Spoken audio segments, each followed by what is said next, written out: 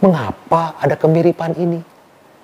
Karena Tuhan saat memanggil bangsa Israel ke dalam perjanjian Sinai, itu berusaha untuk mengantarnya menjadi ciptaan baru. Tabernakel adalah taman Eden portable di mana Tuhan itu tinggal bersama umatnya.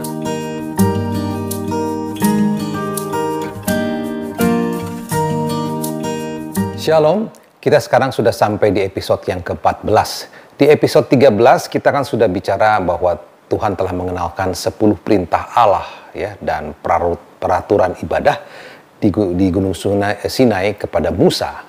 Dan sementara Musa itu menerima aturan itu, hati umat itu rupanya menyimpang. Saat ketiadaan Musa yang dianggap terlalu lama, mereka berpaling kepada Harun, lalu membuat patung berhala dan kemudian merayakannya di mana Harun memimpin upacara. Kan tujuan ke Gunung Sinai itu mengadakan perayaan untuk Tuhan di Gunung Sinai, tapi justru sekarang dewa lain yang dirayakan. Mereka membuat patung anak lembu emas dari perhiasan emas yang dibawa dari Mesir. Ini adalah suatu penyembahan kepada dewa Mesir yang bernama Apis yang sering digambarkan dalam bentuk banteng. Lalu ingat ya kata-kata mirip Firaun, mereka bilang bahwa mereka tidak tahu ya apa yang terjadi dengan Musa di atas. Keluaran 32 ayat 1. Mereka itu lama nunggu, tidak sabar. Pemurtatan di gunung Tuhan ini terjadi begitu cepat ya, setelah baru saja bersumpah perjanjian dengan Tuhan. Ini menggambarkan bahwa begitu dalamnya pengaruh dari berhala Mesir ini di hati orang Israel. Padahal waktu diturunkan tulah kan kita sudah belajar betapa tidak ada apa-apanya sebetulnya dewa Mesir itu. Lalu di atas gunung, Tuhan memberitahu Musa, turunlah. Bangsamu yang kau bawa keluar dari Mesir itu telah menyimpang. 32 ayat 7. Perhatikan kata-kata bangsamu dan rusak ya, rusak lakunya. Ini adalah suatu pertanda buruk karena kata ini juga dipakai untuk menggambarkan kejatuhan manusia yang membawa air bah. Keluaran 6 ayat 12. Kata rusak ini Ibraninya sekat.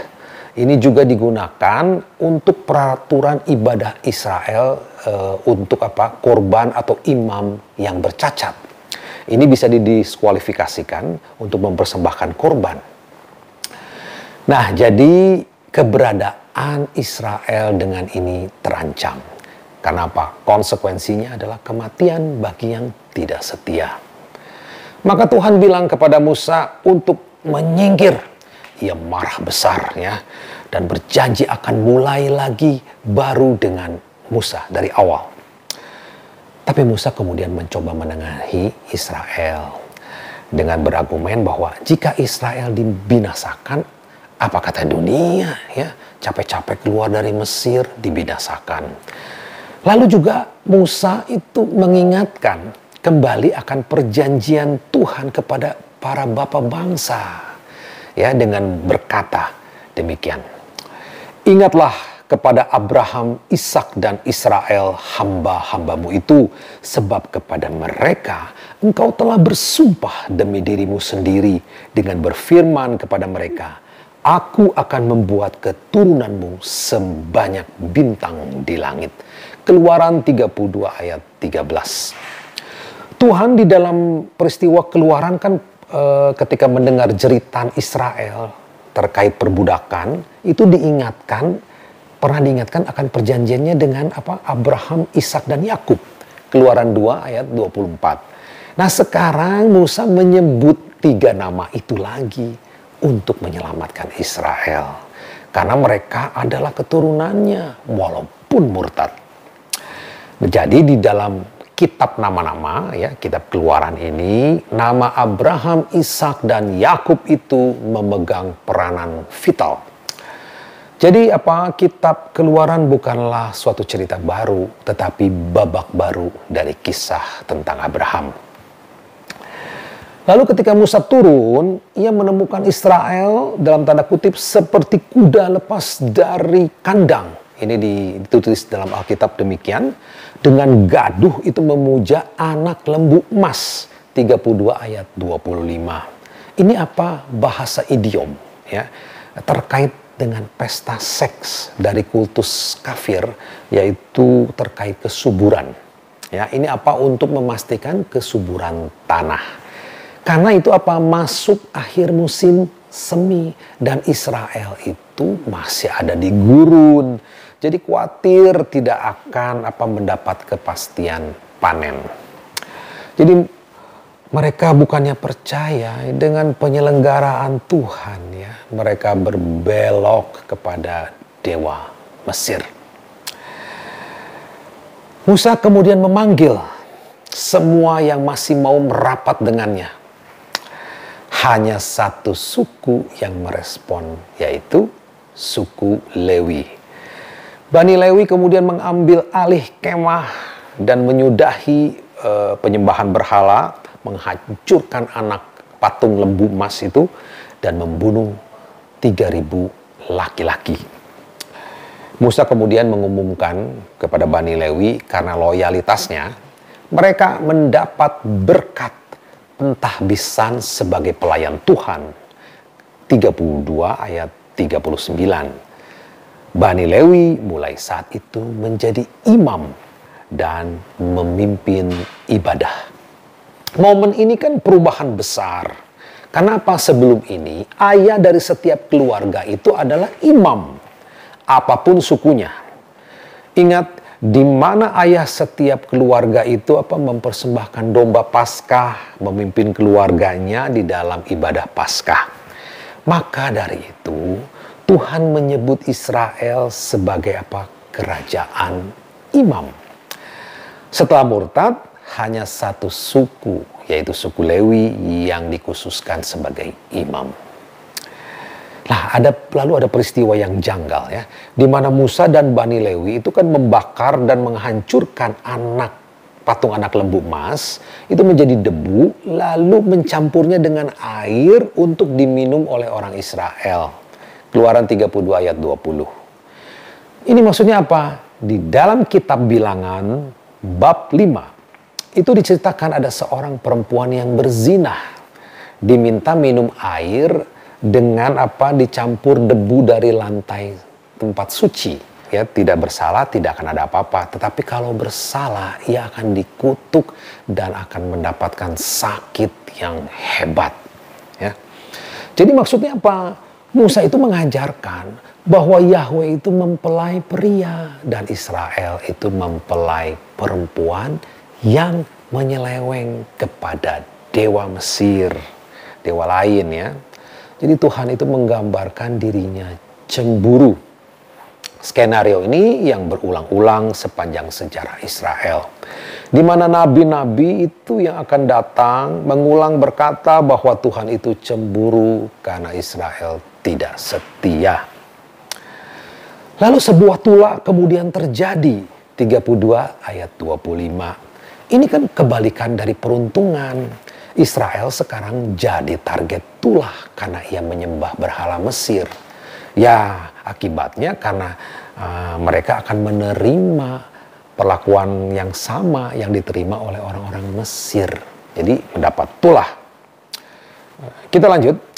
Dengan mengingatkan Tuhan akan janjinya atas tanah dan keturunan kepada Abraham, Ishak, dan Yakub, maka Musa itu menyelamatkan Israel. Dan perjalanan ke tanah terjanji dapat berlanjut. Namun Tuhan itu memberitahu Musa, ya, walaupun ia mengizinkan Israel pergi ke tanah terjanji, aku tidak akan berada di tengah-tengahmu. Jangan sampai aku membinasakanmu, kamu bangsa yang tegar tengkuk.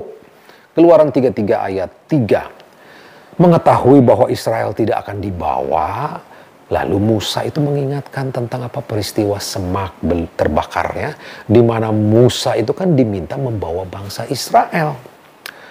Tapi mengatakan bahwa Tuhan itu belum memberitahu dengan siapa ia akan diutus.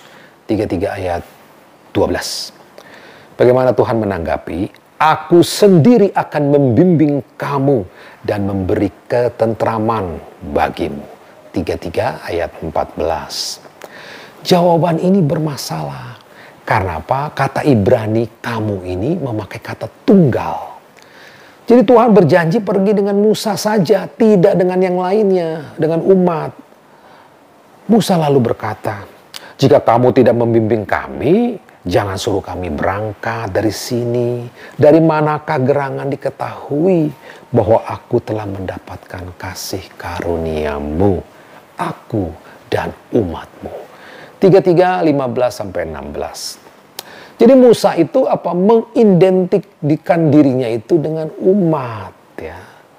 Tuhan pun mengalah, aku akan melakukannya.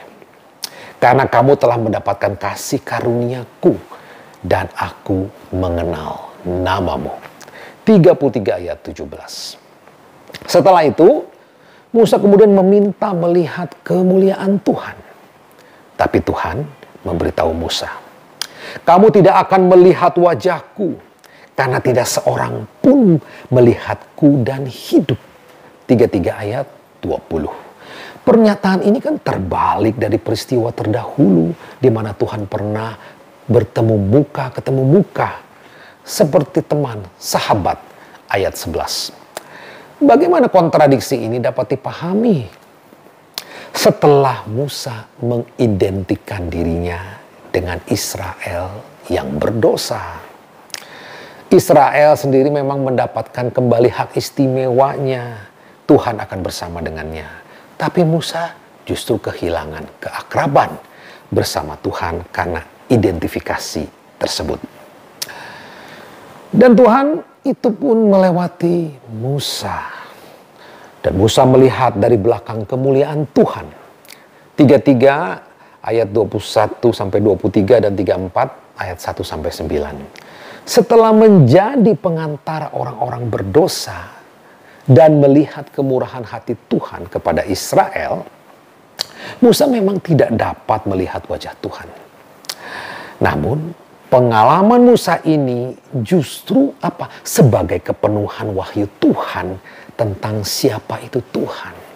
Di mana Musa berseru, Tuhan, Tuhan, Allah penyayang dan pengasih, panjang sabar, berlimpah kasihnya dan setianya, yang meneguhkan kasih setianya kepada beribu-ribu orang, yang mengampuni kesalahan, pelanggaran, dan dosa. 34 ayat 6 dan 7. Jadi di balik kemurtatan Israel yang memalukan, Musa justru menemukan kedalaman belas kasih Tuhan. Ini penting ya. Ayat ini yang paling banyak dikutip dalam tulisan para nabi. Ini menjadi kekayaan sejarah Israel yang akan memberikan harapan bagi Israel yang memberontak itu, yang nanti akan dihadapkan dengan penghakiman dan pembuangan, ya. Ada pengampunan, ini yang penting. Musa menutup kesepakatan demikian. Jika aku telah mendapat kasih karunia di hadapanmu, ya Tuhan, berjalanlah kiranya Tuhan di tengah-tengah kami, sekalipun bangsa ini suatu bangsa yang tegar tengkuk, tetapi ampunilah kesalahan dan dosa kami. Ambillah kami menjadi milikmu.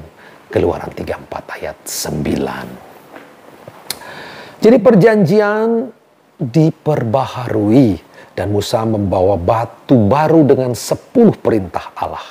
Musa tidak sadar bahwa mukanya bercahaya dalam kemuliaan karena ia melihat punggung kemuliaan Tuhan. Bangsa umat itu tidak tahan ya melihat muka yang bercahaya itu, sehingga Musa harus pakai kerudung. Ini adalah gambaran kuat di mana Israel itu tidak sanggup menerima kehadiran Allah.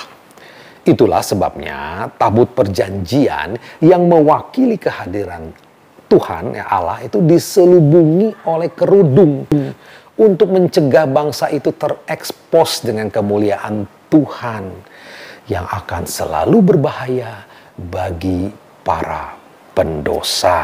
Israel itu gembira mendengar berita bahwa ia mendapat kesempatan kedua, ya. Dan secara antusias mendukung pembangunan kemah suci, tabernakel itu beserta peralatan ibadahnya. Itu Keluaran bab 35 sampai 39. Yang sedikit banyak ini kan mengulang instruksi yang diterima Musa terkait kemah suci atau tabernakel di saat Keluaran, ya. Baca Keluaran 25 sampai 31.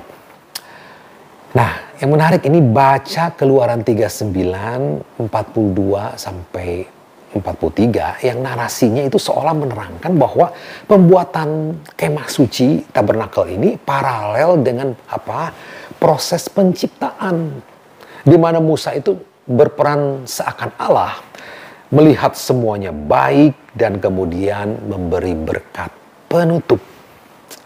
Banyak sebetulnya yang mirip-mirip dengan kisah penciptaan saat konstruksi tabernakel itu. Contoh yang paling kentara adalah terkait tutup pendamaian. Ini kan yang fungsinya itu menutup tabut perjanjian, itu dihiasi oleh dua kerub. Di kitab Kejadian, ingat kita sudah bahas, di pintu gerbang Taman Eden dijaga dua kerub setelah kisah kejatuhan. Jadi pembuatan tabernakel ini adalah gambaran penciptaan mula-mula di Taman Eden, di mana pertama kali Tuhan itu tinggal bersama umatnya. Mengapa ada kemiripan ini? Karena Tuhan saat memanggil bangsa Israel ke dalam perjanjian Sinai, itu berusaha untuk mengantarnya menjadi ciptaan baru. Tabernakel adalah Taman Eden portable di mana Tuhan itu tinggal bersama umatnya. Setelah kisah penciptaan, Tuhan memberi Adam dan Hawa kan sebuah hukum. Tapi mereka memberontak dan jatuh akibat buah terlarang. Kini Israel mengikuti langkah Adam. Setelah menerima hukum, mereka melanggar dengan apa? Dengan memuja anak lembu emas. Tapi ini bukan akhir dari kisah. Tuhan itu Maha Pengasih dan Pengampun. Suatu program pemulihan itu kemudian diberikan. Dan Tuhan berjanji untuk tinggal di tengah-tengah orang berdosa. Polanya familiar, ya. Penciptaan, kejatuhan, pemulihan. Ini yang selalu akan terulang di dalam sejarah Israel. Yang penting adalah bagaimana kitab Keluaran ditutup atau diakhiri. 40 ayat 34. Dengan tabernakel selesai dibangun dan dikuduskan, dan Harun dan anak-anaknya dikuduskan sebagai imam, awan kemuliaan Tuhan kemudian menyelimuti tabernakel. Tuhan hadir bersama umatnya. Tapi Musa memang harus membayar harganya. Namun demikian, dengan Tuhan berada di tabernakel yang bisa dibawa-bawa, artinya apa? Tuhan itu senantiasa hadir bersama Israel kemanapun mereka pergi.